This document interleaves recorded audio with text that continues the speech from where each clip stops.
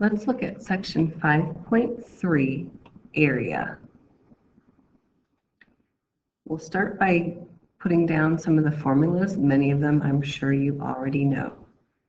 For a square, remember, just like with our perimeter, the length of one side of the square is S.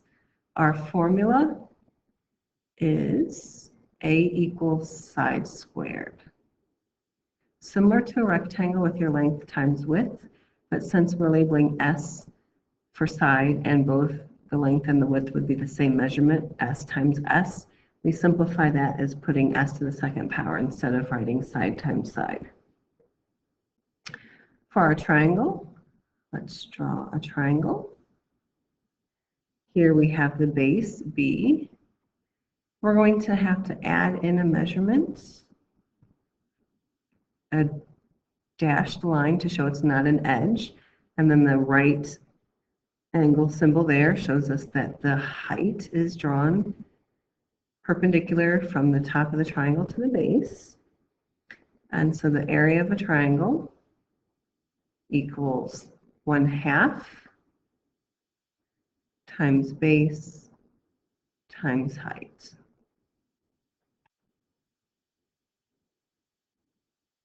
Next, we have a rectangle, which we already mentioned when we were looking at our square. We have our length, L, and our width, W.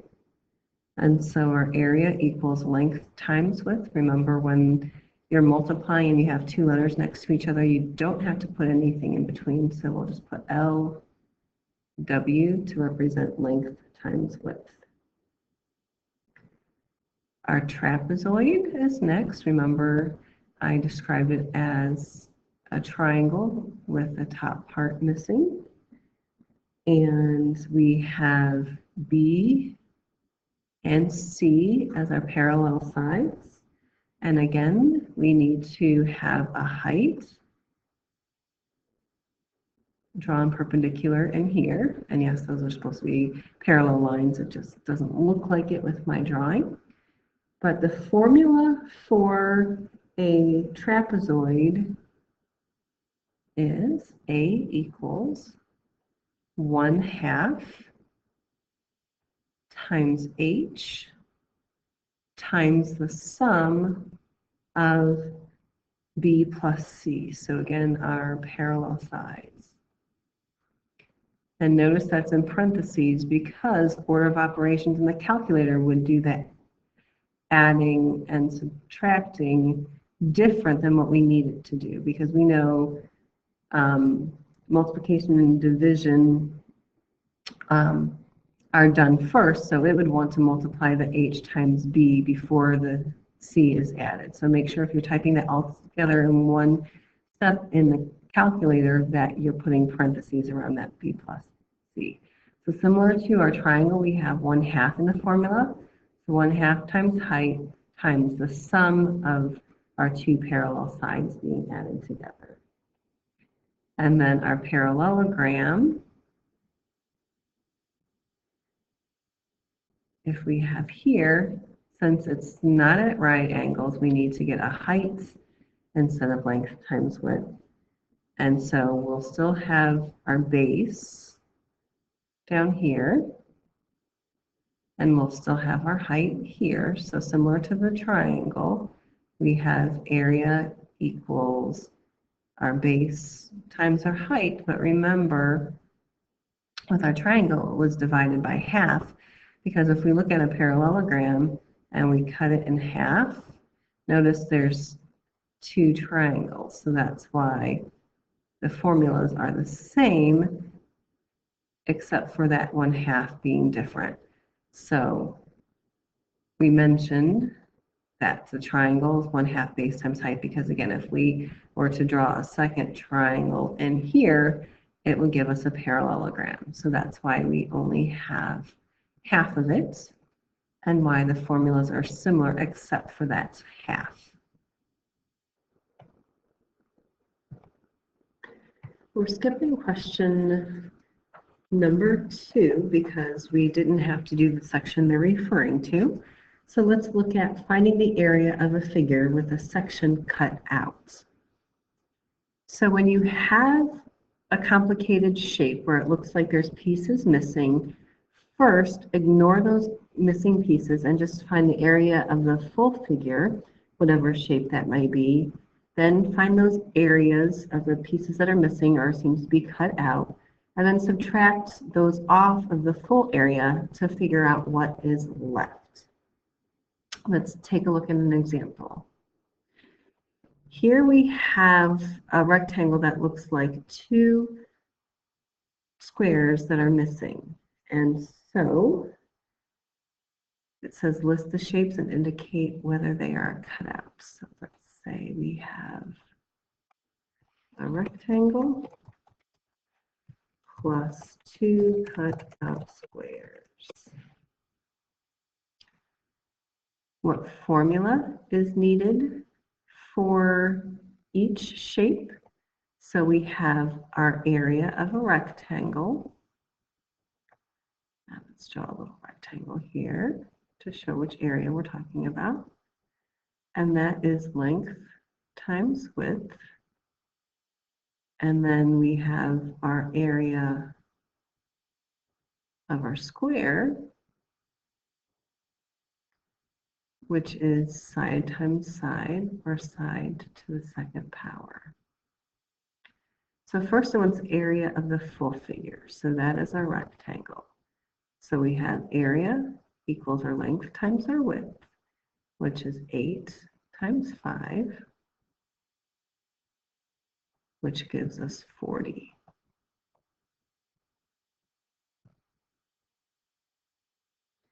Now, when we're looking at our area, remember that we always put labels on things, but in area, we have two-dimensional shapes. We have one dimension in our length, in this case, one dimension in our width. So our 8 represents inches. Our 5 also represents inches. So we have inches times inches. And just like our side times side in our area of a square, we can write that as inches squared. So area involves square inches for the problems. So to continue on, what is the total area of the two cutout sections? So for the area of one, let's do that in red, since we wrote it in red for the other one. So the area of the squares, remember the squares were 2 by 2 squares, so we would say 2 to the second power, which is 2 times 2, which gives us 4. And again, they're in inches times inches to get inches squared. But then we have 2 squares.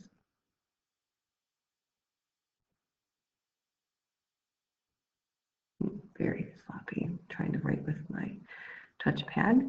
And so we have 2 squares times each is 4 square units, square inches. So we have 8 inches squared total for our cutout sections. And so when we subtract, the entire rectangle was 40. It cut out 8, so we are left with 32 square inches of space.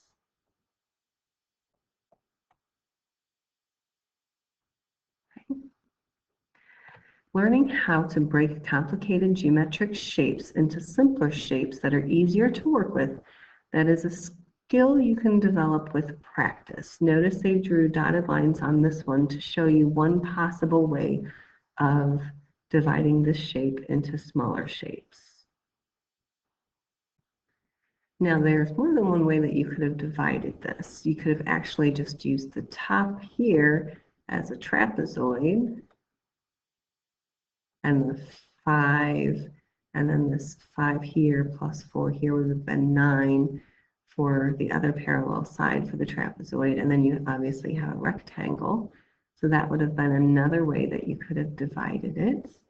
Or you could have divided it like this and still had this triangle, that made this over here one rectangle and this over here another rectangle. So that gives you 3 possibilities for dividing this. And you could have even made a square here and a square here if you wanted to, and made 4 shapes. So as long as you're dividing up your complex shape into something where you can figure out all the lengths of the sides that you need to find the areas for those shapes that you create, you can divide it in more than one way. So let's take a look at the way they have it described or divided up for us. And so we have in this example the rectangle at the bottom. Then they give us a triangle and a square next to each other at the top. And so let's list those formulas. We have the area of a rectangle being area equals length times width. We have the area of our triangle equaling 1/2 times base times height. And then we have our area of a square equaling side times side or side squared. So there's the 3 formulas that we need for this problem. So finding the area of each shape, we have the area of a rectangle being length times width, which is 12 times 5 or 5 times 12, whichever way you want to write that. And that gives us 60. Again, we need to get in the habit of putting the proper label on that. Our units were in feet, so that would be feet squared. Then we have our area of the triangle next, which is 1/2 times the base of the triangle, which they show us to be 4 feet, times the height of the triangle. In this case, it's a right triangle, so the height is the side of the triangle of 5 feet. And so 4 times 5 is 20, half of 20 is 10. So we have 10 square feet in that section of the complex shape. And now we have the square left to deal with. So our area of our square equals side times side, which the side length is 5. So we'll have 5 to the 2nd power, or 5 times 5 is 25. And again, we have feet squared. So for this one, we have 60 plus 10 to make 70 plus 25 to give us a grand total for the area for the entire shape of 95 square feet.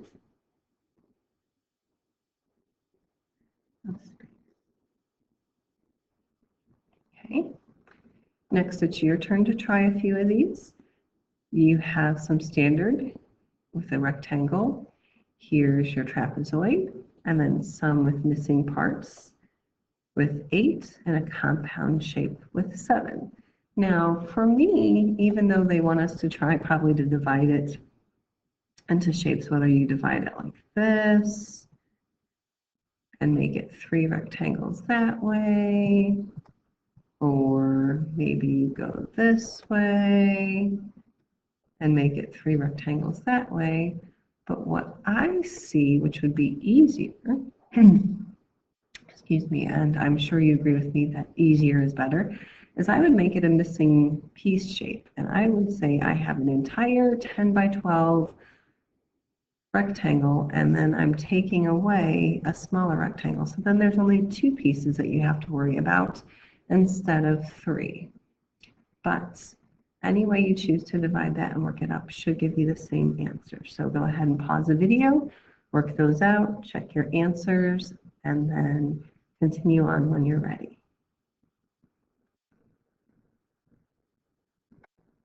Okay, let's look at some story problems.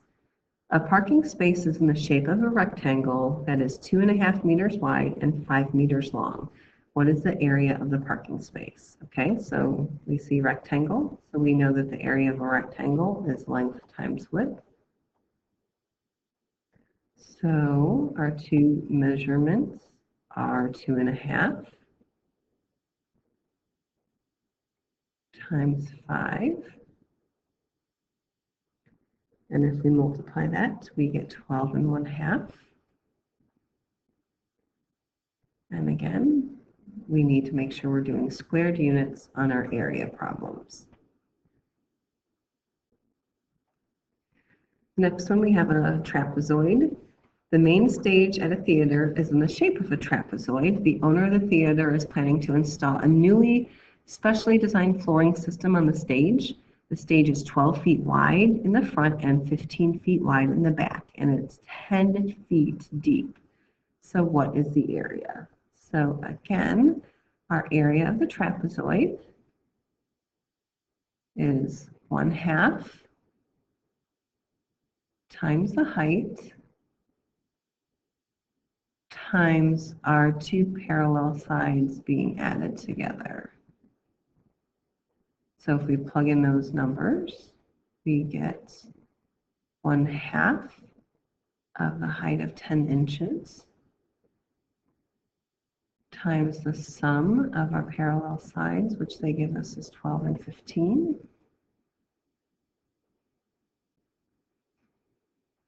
And so when I look at this, 1/2 of 10 would be 5, and then 15 plus 12 would give me 27.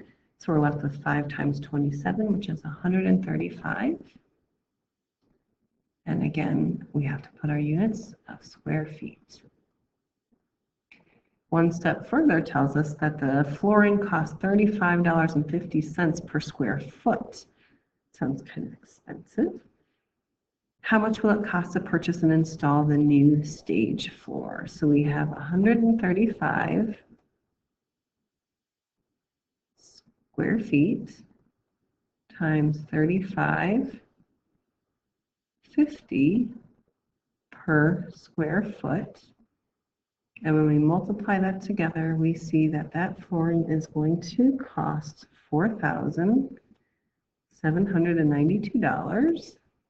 $4,792.5. There we go.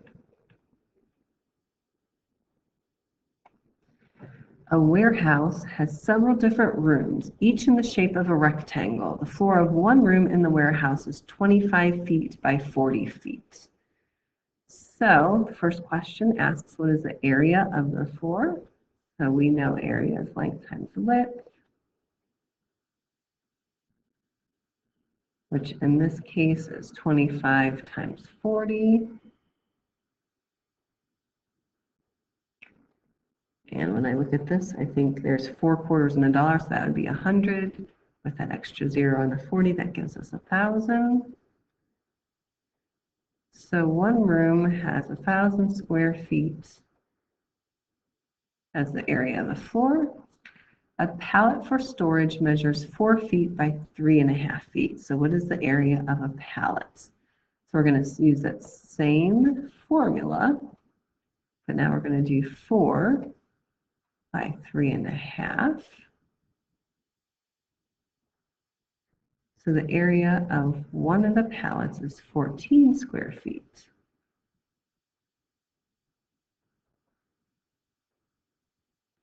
Okay, now let's put this together and see what they're going with this. The warehouse room is empty except for 38 pallets lying flat on the floor. So what is the area of the empty floor space of the room. So to figure out how much is being taken up first, we have our 14 feet squared for one pallet times 38 pallets, and that would give us 532 square feet of covered floor space. So let's make sure we understand that.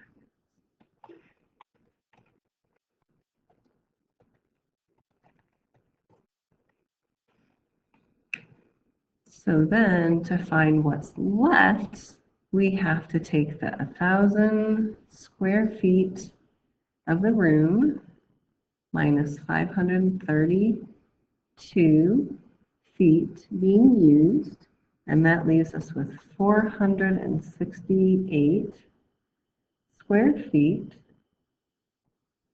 of free space on the floor. So there's our answer. Okay. One last story problem to look at for the lesson. Lee is making a box. He starts with a piece of cardboard that is 14 inches by 20 inches. Notice the 14 by 20 is marked with a brace there to show you that that would be from corner to corner before cutting out those pieces that they show in dots. So the area of the original piece of cardboard is 14 by 20. And so we get a total of 280 square inches.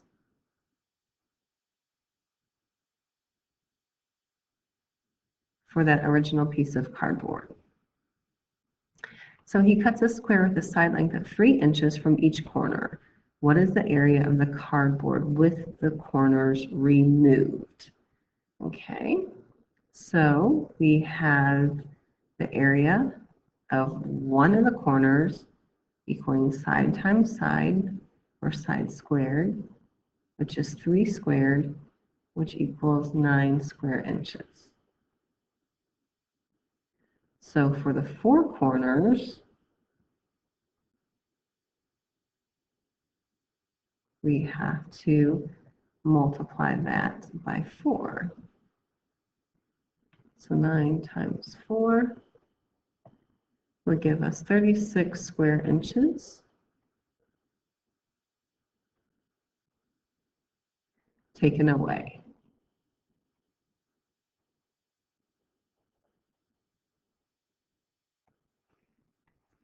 So cut out area. And so the remainder would be our 280 minus the 36, which would give us 244 square inches of area remaining.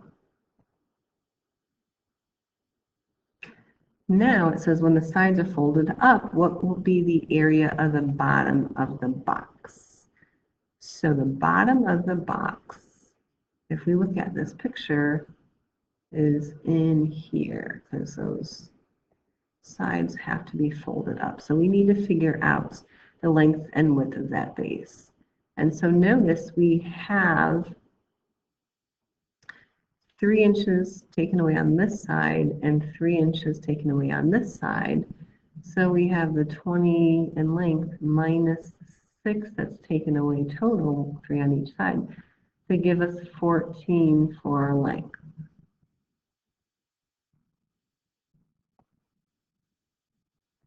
And then the same thing with our width. We have a 14 that was starting off, but we're taking away 3 and 3, so we're still taking away 6. So that leaves us 8 inches for the length. Or I'm sorry, for the width.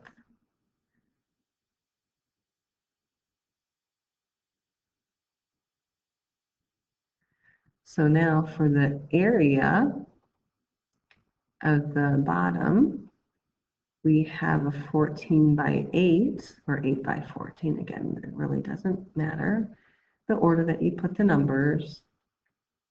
So the area at the bottom, which if we multiply, we get 112 square inches of space on the bottom of the box. Okay. If you have any questions while you're doing your homework, please email me. Otherwise, we'll see you in the next lesson.